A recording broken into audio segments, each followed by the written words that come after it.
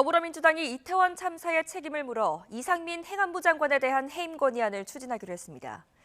윤석열 대통령이 파면 요구를 받아들이지 않자 압박 수위를 높인 건데 국민의힘은 국정조사 합의를 파기한 거라고 강하게 반발했습니다. 권남기 기자입니다.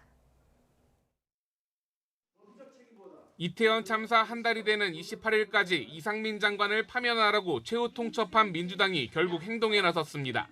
윤석열 대통령이 요구를 거부했다며 해임 건의안을 제출하기로 했습니다. 대통령께서 책임 있게 파면해 주실 것을 간곡히 요청하고 그 시한까지 기다렸습니다마는 끝내 답을 얻지 못했습니다. 구체적인 실행 방안도 내놨습니다. 의원총회를 거쳐 당론으로 해임 건의안을 마련한 뒤 다음 달 1일 본회의에 보고하고 이튿날엔 국회 문턱을 넘기기로 했습니다. 내년도 예산안 법정 처리 시한과 같은 날입니다. 해임 건의안은 제적의원 3분의 1이 발의해 과반 찬성으로 의결되기 때문에 민주당 단독으로 추진할 수 있습니다.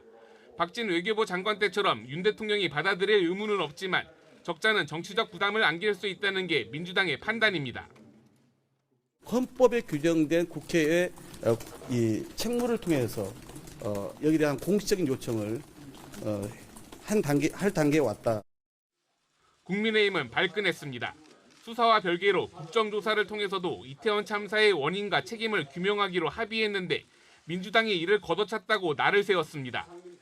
국정조사도 시작되기 전에 이상민 장관 해임 건의하겠다는 것은 국정조사 합의를 파기하는 것이고 책임 소재를 명백히 가리기도 전에 해임안을 꺼내든 건 다분히 정략적 의도라는 겁니다. 나아가 이태원 참사를 고리로 이재명 대표의 사법 리스크를 덮고 윤석열 정부 퇴진 운동을 벌이려는 것 아니냐고 맹공을 퍼부었습니다. 기어이 희생자와 유족의 눈물을 정쟁의 제물로 삼고 이태원 참사를 윤석열 정부 퇴진 촛불의 불쏘시개로 쓰겠다는 그 이상도 그 이하도 아닙니다. 국민의힘 일각에선 이럴 바엔 국정조사 자체를 보이콧해야 한다는 목소리까지 나오고 있습니다. 하지만 민주당은 의결 즉시 국무위원회 직무가 정지되는 탄핵소추안까지 배제하지 않고 있어서 이상민 장관의 거취를 둘러싼 여야의 신경전은 갈수록 거세질 것으로 보입니다. YTN 권남기입니다.